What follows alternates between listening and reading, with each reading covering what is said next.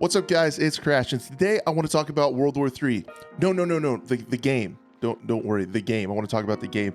This is something, as you guys have known, has been called the Battlefield Killer amongst a bunch of other things, which it has not yet been that or anywhere close to that in my opinion. However, it's something that we've been following since around 2018 when it released, something that I've played for a long time. And I've always said, and we've always said, it's kind of a catchphrase over on the live show. It has potential. We'll keep our eye on it. It's always something that's had such an awesome foundation with the weapon and soldier customization, but just lacking content. Well, yesterday with Operation Sunstorm, it got some of that. It got some new content, and I would say at definitely the free price, it's really worth checking out. So far, the game overall still suffers from a little bit of a low player count over on the NA side. However, if it keeps doing updates like this, which we'll take a look at the roadmap here at the end, I think by the start of fall or the end of summer, this game is going to be something that you might need to check out. And why not? It's free, so I would even check out some of this new stuff. The gameplay behind me is from one of the new maps, Shibuya, and hopefully that pronunciation is okay. And it was a really fun map. It's a really cool looking map. The visuals in this game are still top notch. I love the aesthetic. I love the setting. I love the gritty, realistic cosmetics and the maps as well. And also, to my surprise, on the second round of Team Deathmatch, there was a night version of the map. So it just adds an interesting new aesthetic and replayability. So what all came with this update, and is it worth checking out or not? So let's go ahead and talk about that just a little bit, because there is a little bit of a price to pay when you check this game out, and that's the launcher.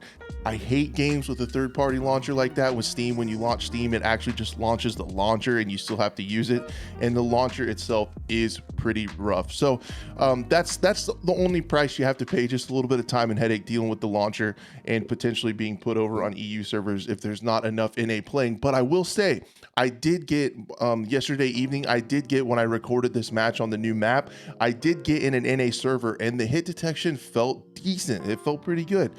So yeah, what did this game get? It got a new game mode with Operation Sunstorm, FUBAR. Now what this is it's hard to explain what it's like, but essentially what they did is kind of their TAC Ops, which is their kind of conquest, but infantry. Think like infantry conquest with like a bleeding score trying to cap objectives, but it's 20 versus 20 with minimal vehicles, most of them just being transport vehicles.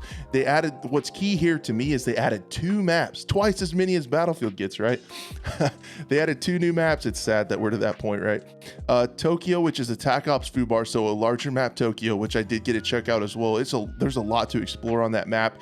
And Shibuya, which is the Team Deathmatch and Domination map, so the smaller one. That's what the gameplay is behind me, a Team Deathmatch on there. They made Domination a full-time game mode as well. And then we get 3 new weapons, and these look great, guys. The weapons are one of the bright spots of this game. They look really good. There's so much like real-world tactical customization you can do to them. The Type 89, the QBZ-191, the PF3 rocket launcher, and also the Deagle is now unlockable on the battle pass to have it unlocked and be able to customize it and add it to your loadouts, which is really cool. They added 3 new strikes that you can earn in game, the main battle tank, a tank destroyer, and a bumblebee drone. And they added a new neutral vehicle, some trucks to the FUBAR game mode. And like I said, Domination is now permanent. There's some new achievements and challenges and some new content added to the shop in the Operation Sunstorm battle pass. There's a lot of really cool cosmetics as well as the guns that you can unlock over there. And the other thing I wanted to talk about is some new features that were added as well. This is a really big update. This is potentially one of the larger updates that I think I've seen in this game to date. It's starting to feel really good. They're adding a contextual HUD. This allows players to select HUD elements that will only be visible when actions are required to minimize the number of widgets on the UI, so you can really clean up and customize your UI, which is really nice, including certain things like vehicle health, ammo types, current ammo, player status, and these elements can be enabled, contextual, see when required, and disabled. They're always off, so you can really mess with your HUD, which is really cool. You can even potentially, I would think, make a photo mode, unlike Battlefield has had with 2042. They added a revive system in FUBAR matches, which I think is really big. Players can now revive their down or critically wounded teammates. This is something I've wanted added to this game for a really long time. At the last update, when I checked out this game, and you're playing TAC Ops, which is a lot like Conquest, I thought something that would really add to the team play dynamic and give you a reason to stick together with your team and work together as a squad would be a revive mechanic. They've added it to FUBAR. Hopefully it makes its way to some of the other game modes as well. There's some caveats to it, like if the teammate gets headshot, you can't revive them. Certain things and ways of death is not able to be revived from. So I like that they added a little bit of context too. And then they also added a staged reload system. So what I will say, this game is still struggling. So let's go into my overall thoughts on it. Is this a game you should check out? If you're on PC and it's free and you have time, I would say definitely check it out right now. Some of the things that are still going on with this game that are really frustrating and we need to keep in mind. It's been out since 2018 and we're still needing new content. We are getting there. I'm going to look at the roadmap in just a little bit and show you some things that make me hopeful. Are we on some hopium? Yeah, probably. But we've needed some new fresh games to check out in the FPS genre. I know a lot of you haven't checked it out because the player base is low. So I wanted to bring a little bit of attention to this game because I really did enjoy this update. The problem with it though, with the low player numbers and lack of server browser, this game back in 2018 used to have a server browser and it doesn't now. So matchmaking times were a little extended for me and they wouldn't load. And this game from launch, from the closed beta to the open beta to everything in between, has had trouble with servers. And I had a really hard time after the update getting into a match and getting it to load. It would matchmake me with people on the Tokyo map and then it wouldn't load. So that was incredibly frustrating because these are things that we've experienced before. The matchmaking was really wonky, high ping, put me in EU servers, which is an issue. But later on in the evening, I came back, tried it out. I just wanted to get on one of the new maps. So I put in for TDM and I was able to get on the new TDM map and it was an NA server and it actually felt really well. So I'm really hoping server issues and fixes and things like that with the net code in this game have been moving at a snail's pace, but I feel like if there's enough people to populate those NA servers, keep those things on, it could feel pretty good to play. Again, like I've said, the customization and the weapons top notch.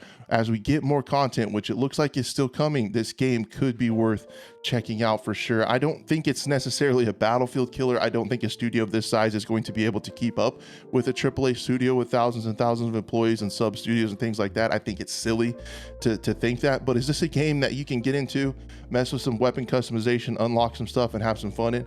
Definitely, for sure. I really think the revive mechanic's awesome and the new maps you guys can see behind me aesthetically look really cool. Now, taking a look at the year roadmap, I want to show you guys what I'm the most interested in, and this was brought to my attention by a friend of the channel and a fellow co-host on the scope, Blue the Robot. He has a ton of way more in-depth information on World War III. You should check out his channel if you're really interested in this game. If we look over Operation 4 in September, we're getting a new, so we will be having a new map in June, a new TDM smaller map, and then we're getting another FUBAR, or a large map, and a team deathmatch map in September of 2023. Also, pay close attention to the HVT, Tactical CQB Objective Focused Squad mode.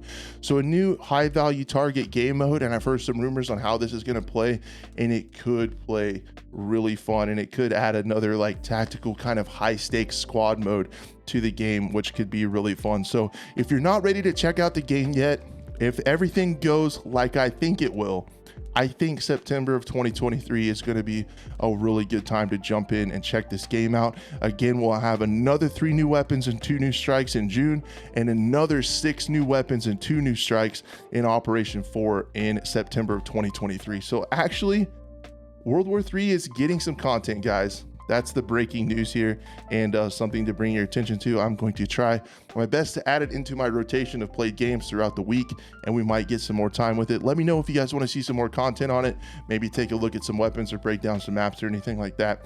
But it could be fun. It has potential. I know we say that on almost every video. I love you guys. Thank you so much for watching, and we'll see you later.